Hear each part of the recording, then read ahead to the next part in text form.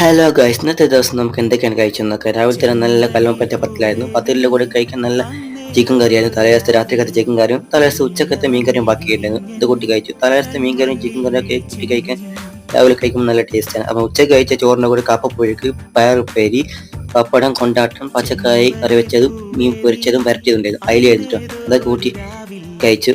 വൈകുന്നേരം അച്ഛനും അമ്മയും വരുമ്പോൾ പൈനാപ്പിൾ കൊണ്ടുവന്നിരുന്നു. അത് ഉപ്പും മുളകിട്ട് കഴിച്ചു. അങ്ങനെ ഉപ്പും മുളകിട്ട് കഴിക്കാൻ നല്ല ടേസ്റ്റ് ആയിരുന്നു കേട്ടോ.